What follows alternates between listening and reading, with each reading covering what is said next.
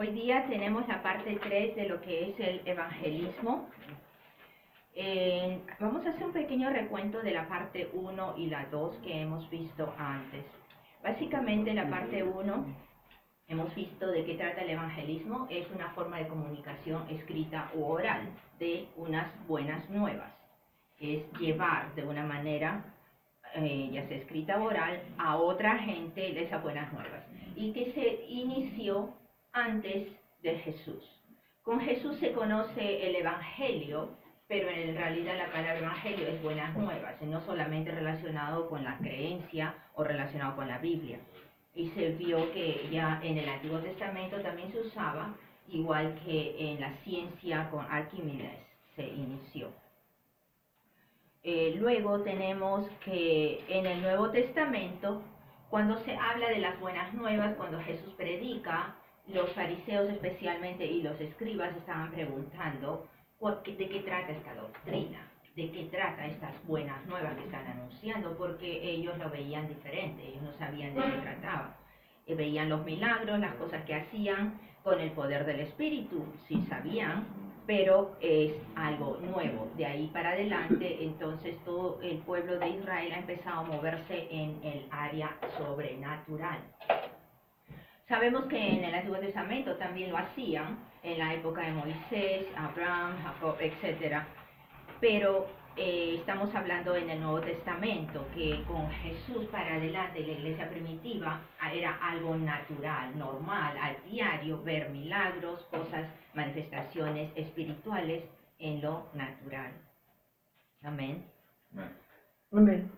Entonces, cuando Jesús habla, he venido a destruir las obras del diablo, demostraba amor y gracia de Dios, pero también su doctrina era similar a lo que hablaba Juan el Bautista, en donde estaba hablando del arrepentimiento.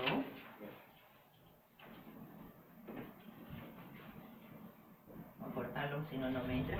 El arrepentimiento y que tenían que creer. Eran dos posiciones o dos cosas importantes de las que Juan el Bautista hablaba, igualmente Jesús en su ministerio terrenal. En la parte 2 de la semana pasada lo que hemos visto es antes y después de la resurrección de Jesús. Hemos visto que el radio de acción de Jesús y sus discípulos ha sido solamente Jerusalén y los alrededores de él, entonces dentro del territorio de Israel. Luego también hemos visto que Jesús declara que Él es la vida y la resurrección. Y también nos dice que deben creer. Les dice, cree. Y cuando hacía la pregunta a Marta, por ejemplo, cuando iba a resucitar a Lázaro, le dice, ¿crees? Y ella le contesta, creo, Señor, que tú eres el Hijo de Dios y creo en la resurrección para la vida eterna. Pero no está hablando del presente. Entonces él le dice, yo soy la vida y la resurrección. Lo único que tienes que hacer es creer.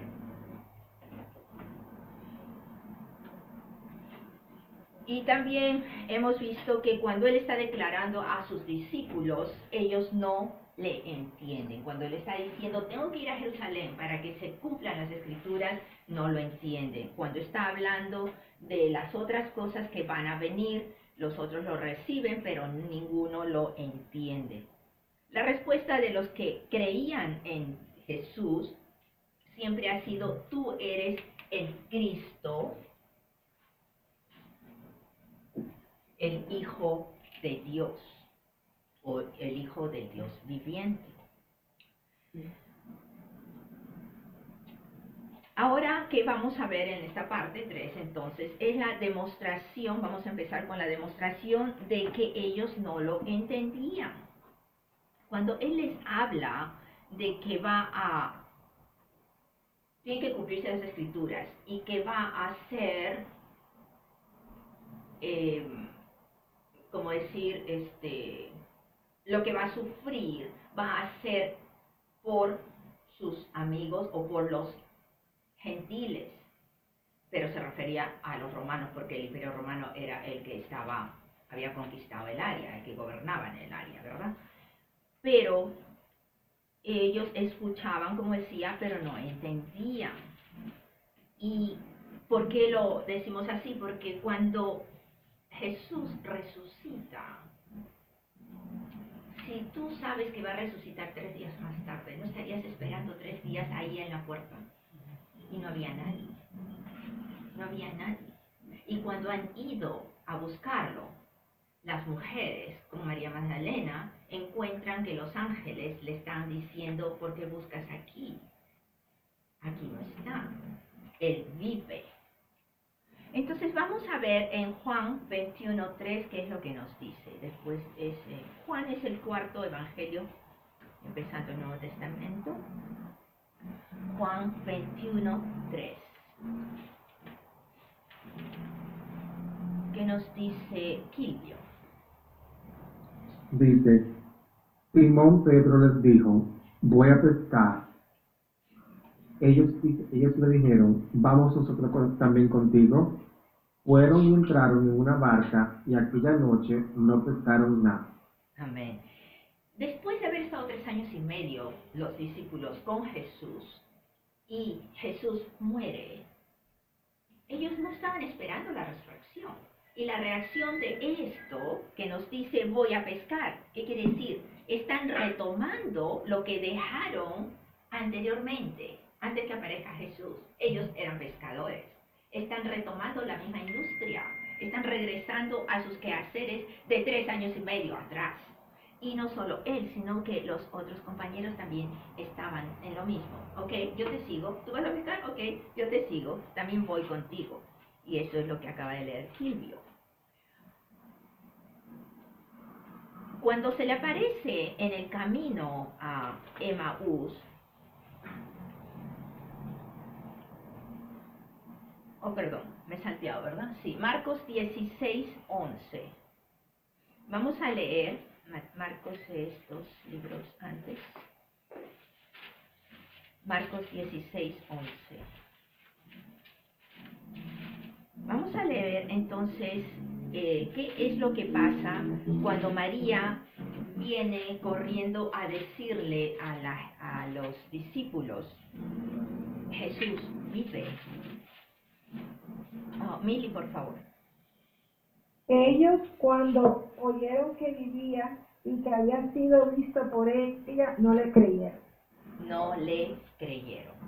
El no creer es diferente de no entender. Entender y conocer es similar, pero el no creer es ¿por qué? Porque está demostrando que en primer lugar que cuantas veces escucharon de Jesús, ni siquiera les entró, ¿verdad?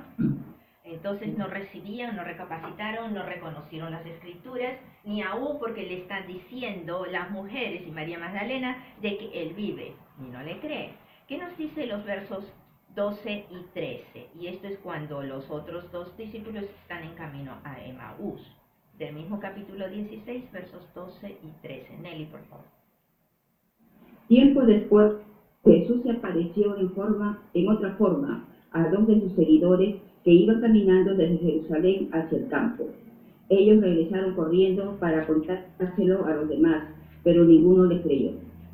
Otra vez, lo mismo. Ahora, no, tal vez porque eran mujeres y las mujeres a veces inventan más o son más exageradas, no lo sé, pero los hombres tampoco no se quedan atrás, ¿cierto? Bueno, aquí los discípulos vienen a decirle, ¿y qué nos dice? Tampoco le creyeron. ¿Amén? No. Vayamos al libro de Hechos hacia la derecha, pasando los 4 evangelios, viene Hechos, capítulo 1 y verso 3.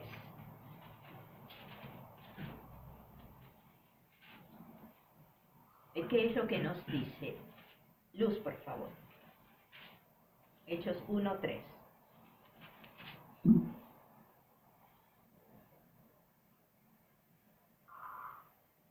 En el primer tratado, por Teófilo, hablé acerca de todas las cosas que Jesús comenzó a hacer y enseñar. Luz. ¿Es eso? Sí, pero verso 3. Oh, perdón. A quienes también después de haber padecido se presentó vivo con muchas pruebas indubitables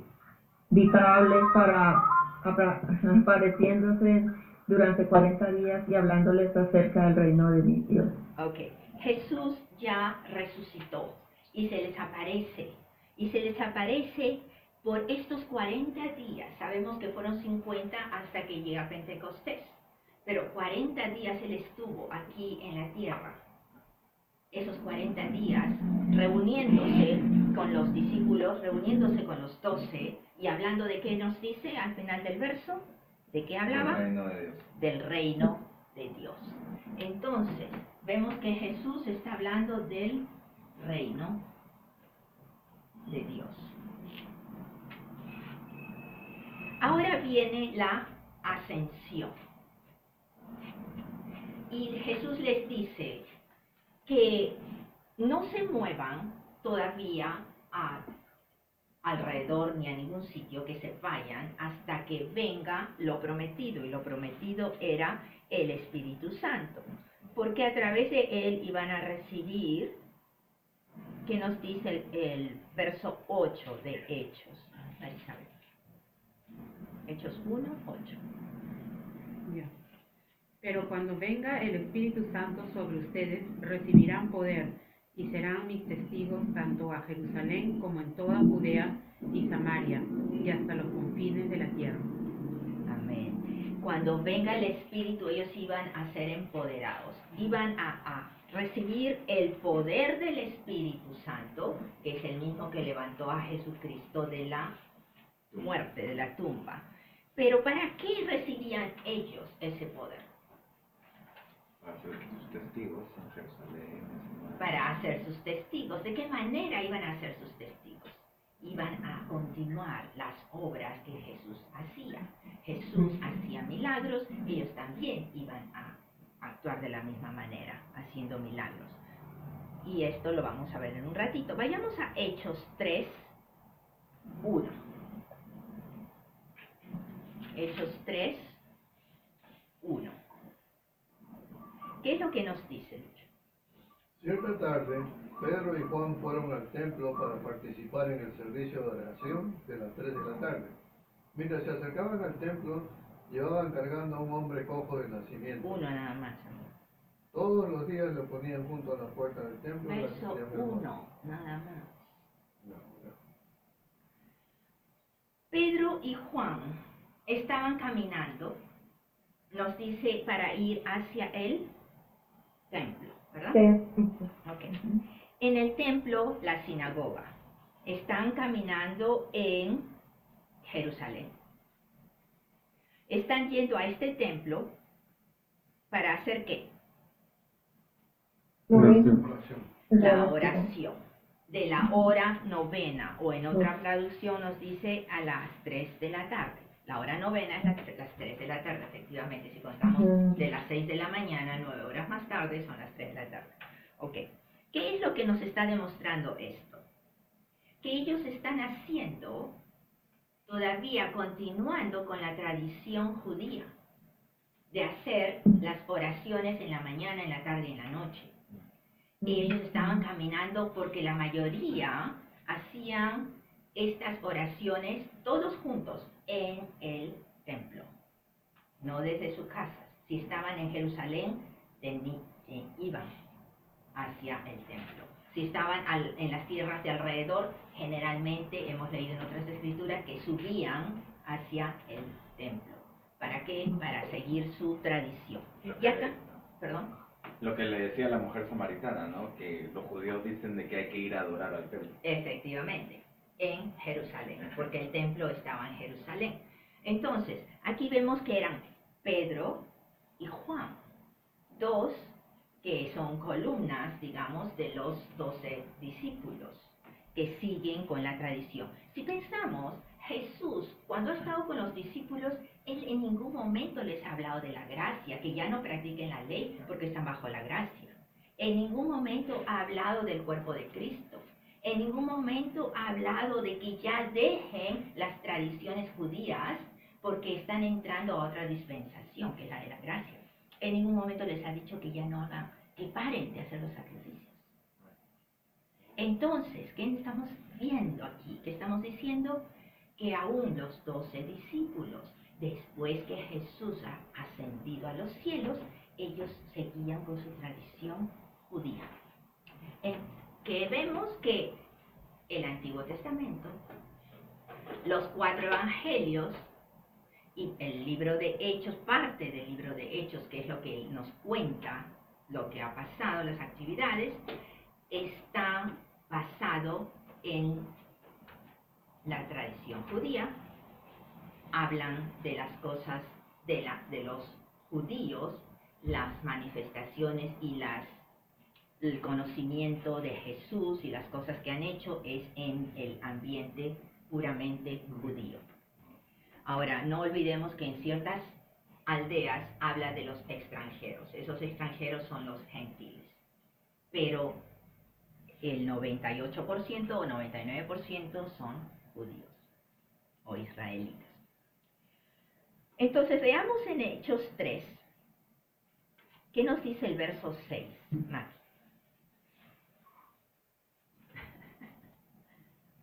Pero Pedro le dijo, yo no tengo plata ni oro para ti, pero te daré lo que tengo. En el nombre de Jesucristo de Nazaret, levántate y camina. Pedro y Juan encuentran a un hombre enfermo, un cojo de nacimiento. Y esto es lo que les dice, lo que acaba de leer Maki, que al final es lo que me interesa resaltar. Es que en el nombre de Jesucristo de Nazaret le están presentando la manifestación del poder del Espíritu de Dios. Amén. Entonces es en el nombre. Porque ellos no le están diciendo lo que Jesús ha hecho. Ellos no le están diciendo en la muerte, en la sepultura, en la resurrección, en la cruz. No le están diciendo nada de eso, sino en el nombre. El poder en el nombre. El creer en el nombre. ¿Ok? ¿Y qué nos dice el verso 16, Doroteo? 16 del capítulo 3 del 3. mismo. 16 dice, y por la fe en su nombre, a este que vosotros veis y conocéis, le ha confirmado su nombre y la fe, que por él ha dado a esta completa sanidad en presencia de todos vosotros. Está poniendo la fe en qué? En el nombre de Jesús. En el nombre. No. Ahora, uno de los discípulos de Jesús, llamado Felipe, el Espíritu lo envía hacia un desierto, hacia un camino, en donde se va a encontrar con un etíope. Vayamos a Hechos 8.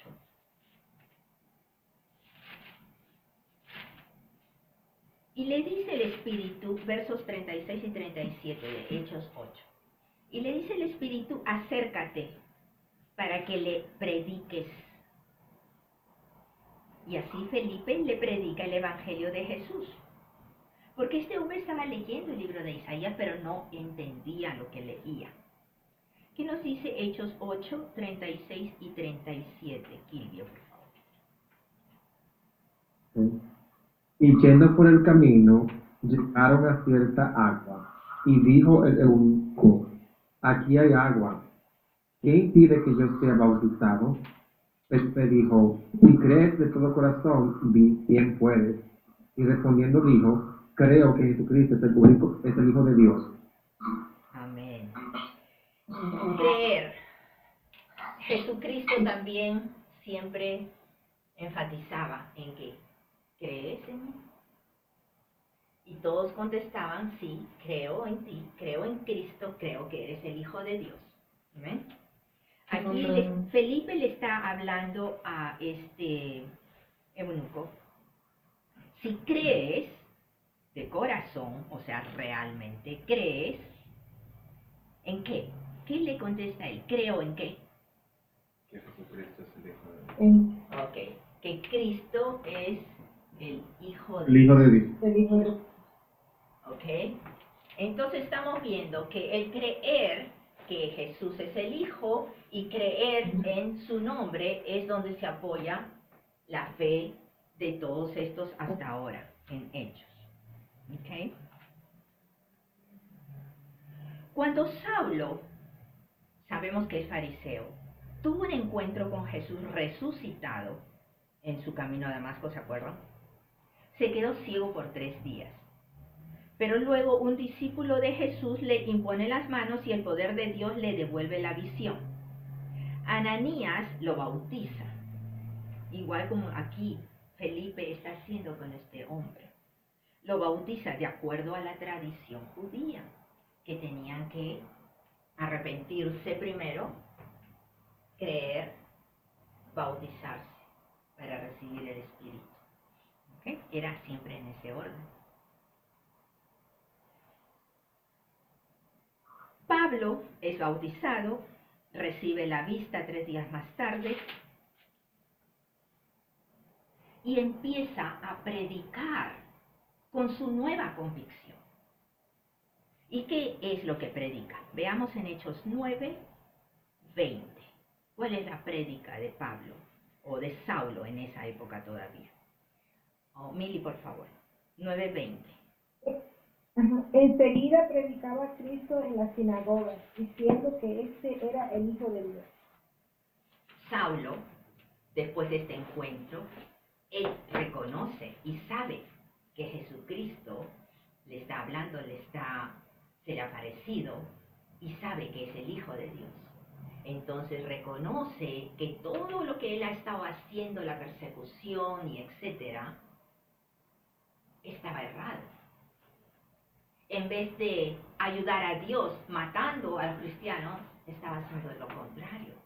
Y ahora voltea completamente su papel y trata de ayudar a expandir esa noticia, esa buena nueva, ese evangelio, de que Jesús o Cristo es el Hijo de Dios. ¿Pero qué tiene de diferente con todo esto? Nada. Porque Cristo es el Hijo de Dios. Él recién se ha convertido. Él creía igual que los otros, que los discípulos, en el nombre. Y creía, porque como era doctor de las Escrituras, sabía de las profecías también. Bueno, ¿qué nos dice el verso? ¿Leímos el 22? No, el verso 22. 20. Ya, el verso 22, Nelly.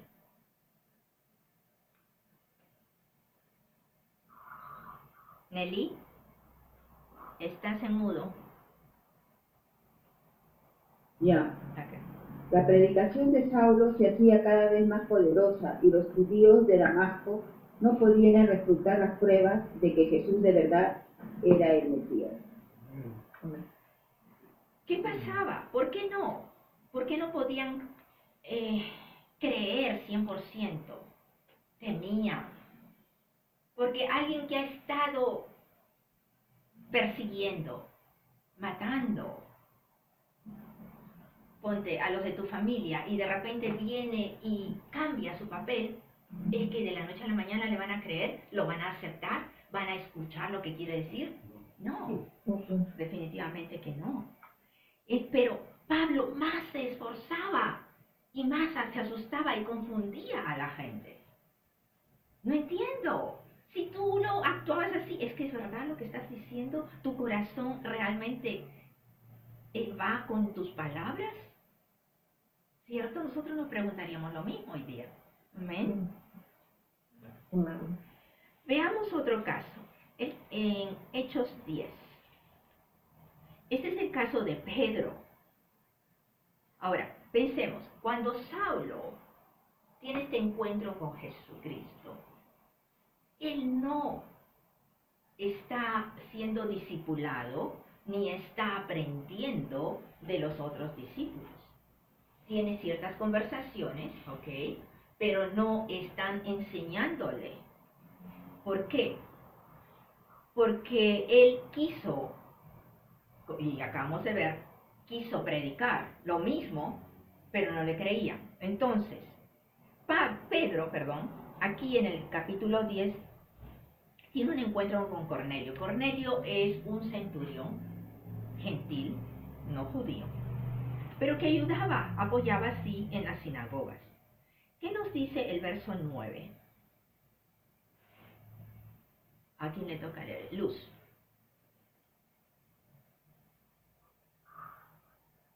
Al día siguiente, mientras ellos iban por el camino y se acercaban a la ciudad, Pedro subió a la azotea para orar, acerca de la hora sexta. Ok, la hora sexta, ¿qué hora sería entonces? Mediodía. Mediodía. Otra costumbre. Mediodía está orando. Tenías que leer del 9 al 16, te dije solo 9. Luz. El 9 al 16, ok. Y tuvo gran hambre y quiso comer, pero mientras le preparaban algo, le sobrevino un éxtasis. Y vio el cielo abierto y que descendía algo semejante a un gran lienzo, que atado de las 4 puntas era bajado a la tierra, en el cual había de todos los cuadrúpedos terrestres y reptiles, aves del cielo. Y le vino una voz: levántate, Pedro, mata y come. Entonces Pedro dijo: Señor, no, porque ninguna cosa común o inmunda he comido jamás. Volvió la voz a él la segunda vez: lo que Dios limpió, no lo llaméis tú común. Amén. Esto se hizo 3 veces, Ajá. y aquel lienzo volvió a ser escondido en el cielo. Amén. Pedro estaba en oración y Dios se le revela algo. Que él al principio se encuentra un poco confuso, porque dice: no, Señor, ¿cómo voy a recibir? Nunca he comido, porque las leyes de Moisés prohibían ciertos alimentos y ciertos animales, y él nunca ha comido cosa que no correspondía a lo de la ley, que comer y que no comer. Aquí Dios le está diciendo: yo te lo estoy presentando, ya has sido limpiado, escoge y no cambies, no llames algo impío, algo que Dios ya limpió. Y esto se refiere también a que lo que ha pasado con Jesús. Jesús, Él ha muerto por todos. Él nos ha redimido a todos. Lo conozcan o no lo conozcan, lo hayan recibido o no lo hayan recibido. La oferta está para todos, absolutamente todos en el mundo. Solo tenemos que venir a Él, solo tenemos que recibirlo para poder ser salvos. Entonces, aquí estamos viendo que de todas maneras Pedro dice: wow, pero ¿por qué? Y ahora ya le había revelado también que venían a buscarlo y que tenía que ir a esta casa, donde lo iban a llevar. ¿Qué nos dice el verso 20? ¿A quién le toca? ¿A Elizabeth?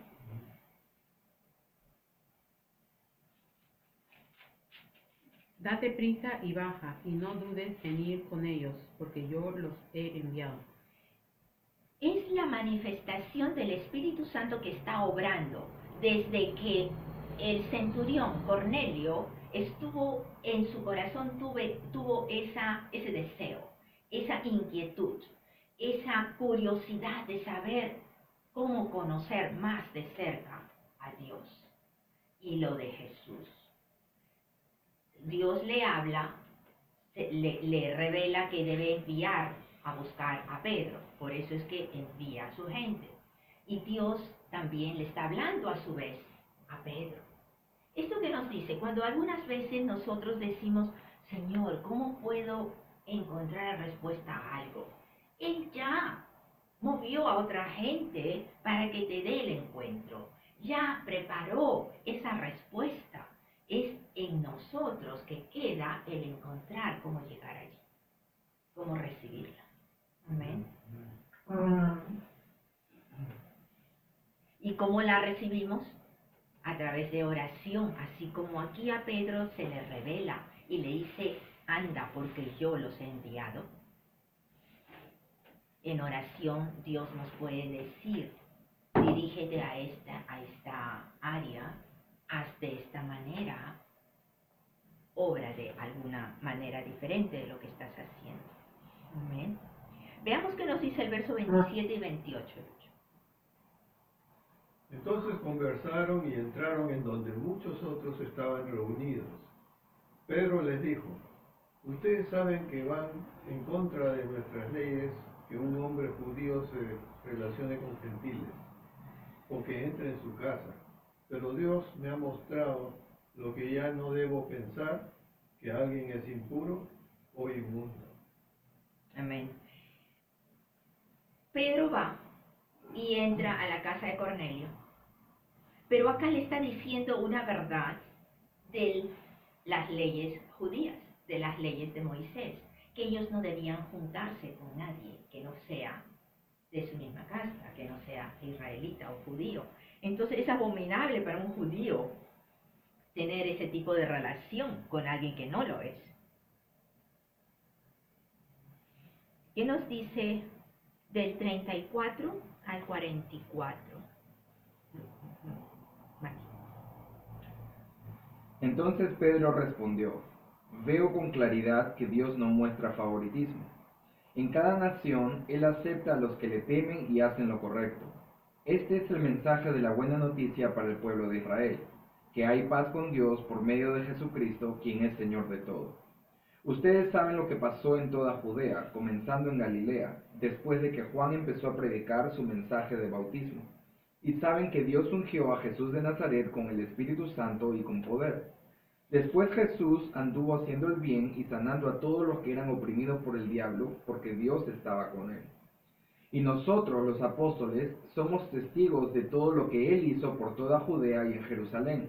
Lo mataron colgándolo en una cruz, pero Dios lo resucitó al tercer día. Después Dios permitió que se apareciera, no al público en general, sino a nosotros, a quienes Dios había elegido de antemano para que fuéramos sus testigos. Nosotros fuimos los que comimos y bebimos con él después de que se levantó de los muertos. Y él nos ordenó que predicáramos en todas partes y diéramos testimonio de que Jesús es a quien Dios designó para ser el juez de todos, de los que están vivos y de los muertos. De él dan testimonio todos los profetas cuando dicen que a todo el que cree en él se le perdonarán los pecados por medio de su nombre. Mientras Pedro aún estaba diciendo estas cosas, el Espíritu Santo descendió sobre todos los que escuchaban el mensaje. Amén. Acá tenemos varios puntos para aclarar. Okay. Pedro se hace presente y predica. Y está diciendo, ahora veo entonces que no hay ninguna separación, no hay ninguna diferencia entre los gentiles y los judíos, y los griegos y los romanos, y hombre y mujer también. ¿Okay? Luego, entonces, les está contando lo que ha pasado con Jesús. Y les dice que a Jesús los judíos lo mataron, ¿cierto?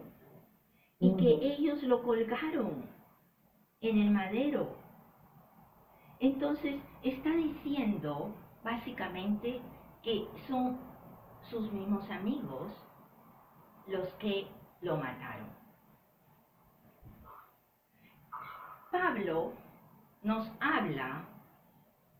Pablo sabemos que después ha recibido la revelación de Jesucristo resucitado. Y nos habla de que Jesús fue a la cruz por todos. Entonces, ¿quiénes tuvieron la participación por los pecados de todo el mundo? ¿Quiénes participaron? Si participaron los pecados de un judío, los pecados de un romano, los pecados de nosotros. ¿Solo los judíos son los que lo mataron? No. Judíos y gentiles. Entonces, y no lo mataron, él entregó su vida. Amén. Entonces, estamos viendo una gran diferencia.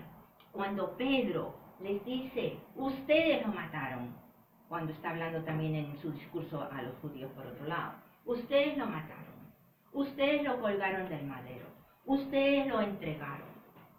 Los fariseos lo entregaron, sí, los fariseos fueron una fuente para encaminar a que se cumplen las escrituras. Pero nos dice bien claro que Él muere para redimirnos a cada uno. Entonces, si yo fui redimida, yo también he tenido participación en su muerte, ¿cierto? Y así cada uno en diferente época, de diferente área, de diferente país. Entonces, no solamente los judíos, sino también los gentiles tuvieron esa participación. Luego, nos está diciendo que ellos son los testigos, en el verso 43,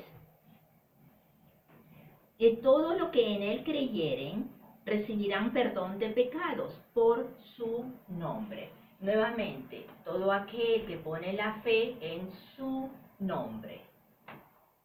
Amén. Él no está hablando, y esto ha ocurrido ya como 8 a 10 años después de Pentecostés.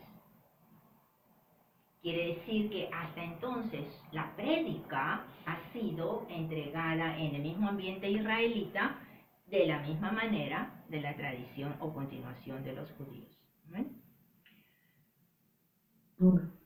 Y aquí nos dice en el verso 44 que mientras Pedro hablaba, el Espíritu Santo cayó sobre ellos. Al caer sobre ellos, entonces sabemos que muchos de ellos empezaron a hablar en lenguas. Y si vemos que mientras está hablando, el Espíritu cae, no tuvieron tiempo del arrepentimiento, no tuvieron tiempo de decir yo creo, fue todo subjetivo. Entonces el orden de lo que decía cuando, desde la época de Jesús, de los evangelios, Mateo, Marcos, Lucas y Juan lo hablan de la misma manera. Primero tenían que arrepentirse, luego tenían que creer, luego tenían que bautizarse y para recibir el Espíritu Santo. ¿Y ahora qué está pasando? Primero, el Espíritu Santo está cayendo sobre ellos.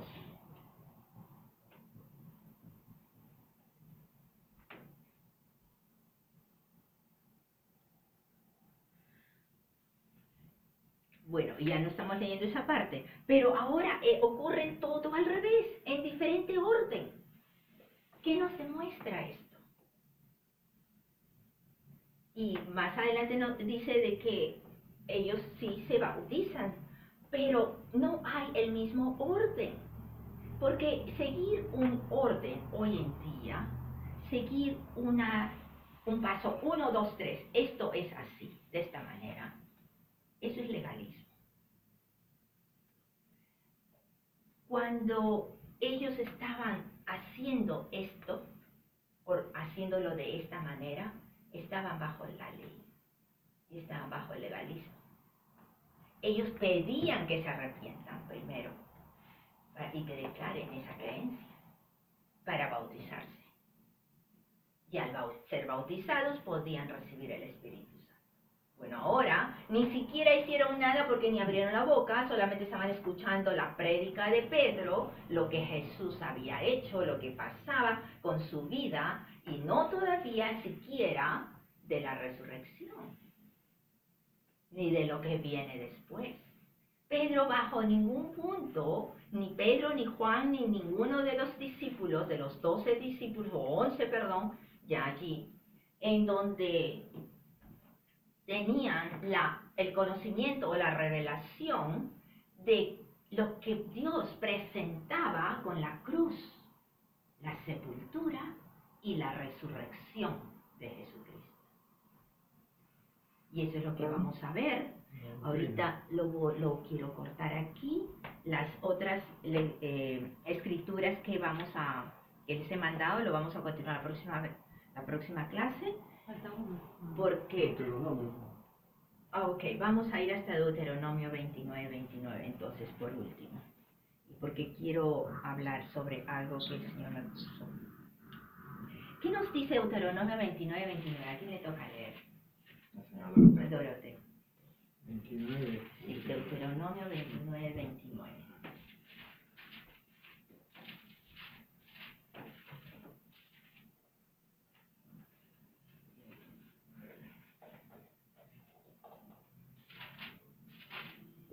Ok, 29 dice de la siguiente manera.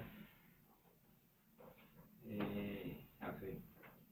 Las cosas secretas pertenecen a Jehová nuestro Dios, mas las reveladas son para nosotros y para nuestros hijos, para siempre, para que cumplamos todas las palabras de esta ley.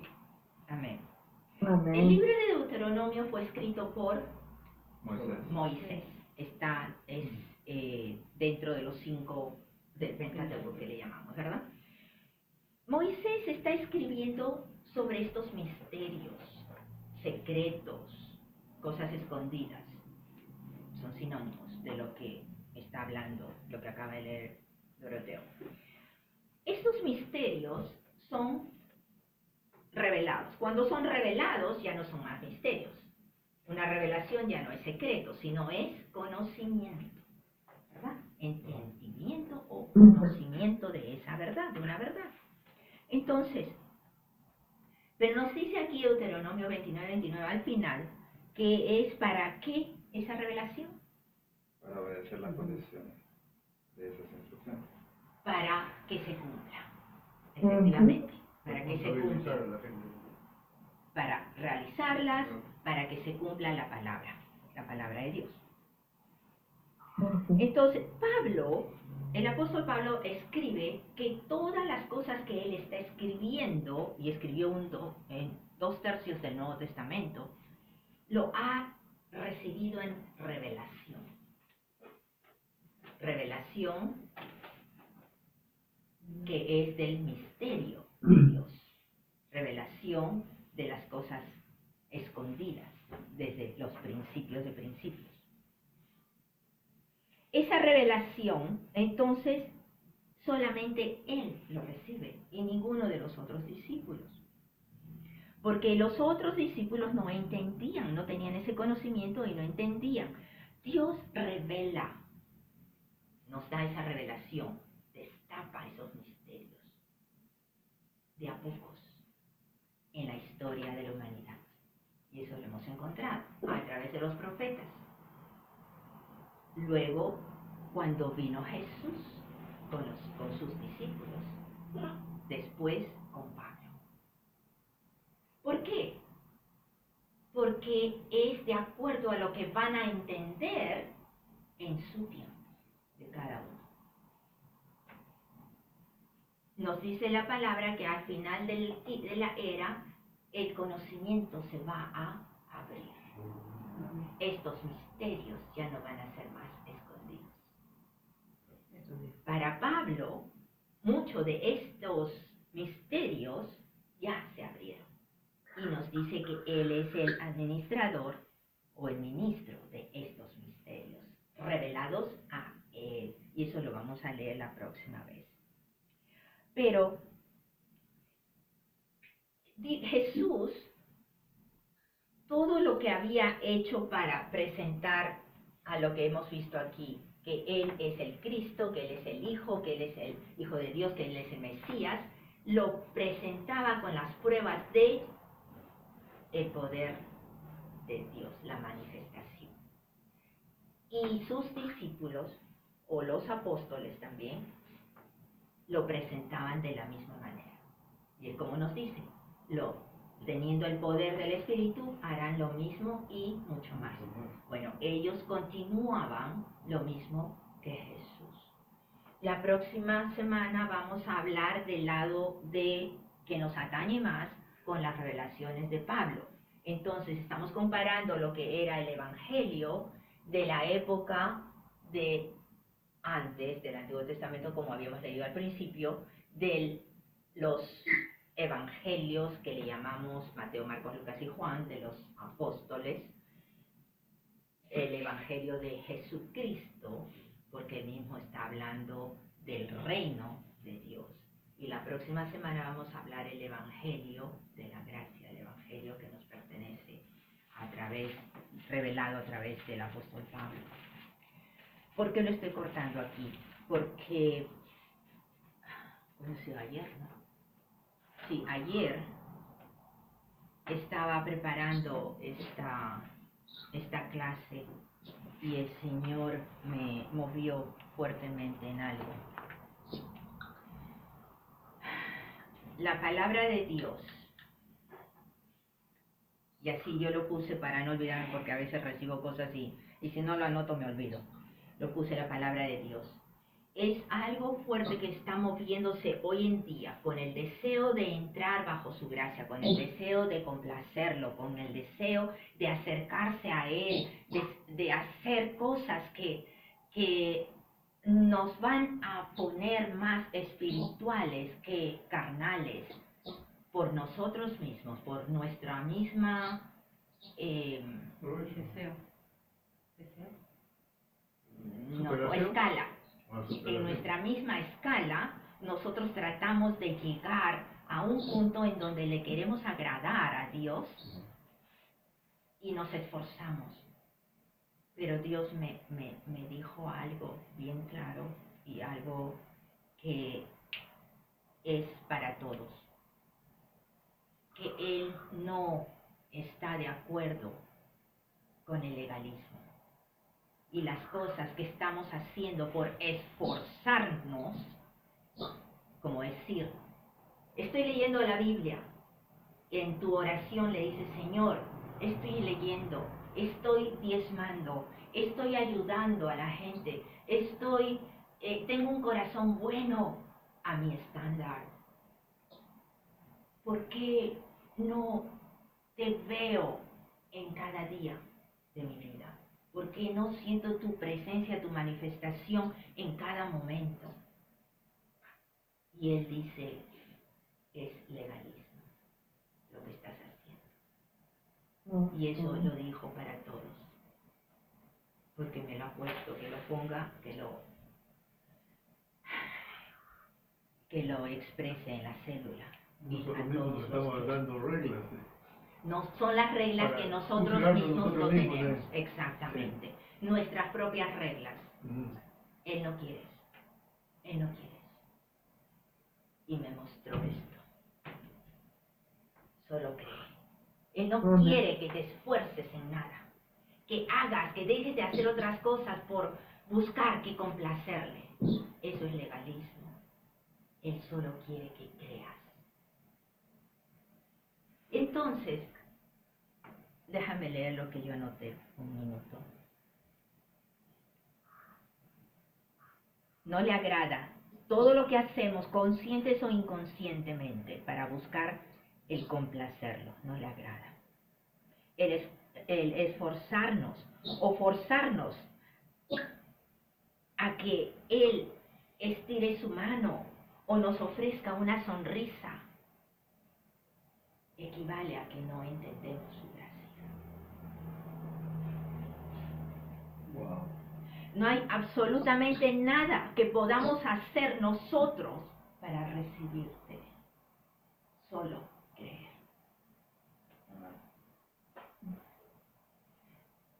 Y fue algo bien, bien fuerte, un poco largo, pero les paso lo que Él dijo. Porque Él quiere eso, Él quiere solamente que creas. No que te esfuerces, no que digas, voy a hacer así para conseguir que acercarme a Él. No, Él solo quiere que creas, que lo ames. Y Él se ha de manifestar. Amén. Amén. Amén. Dios.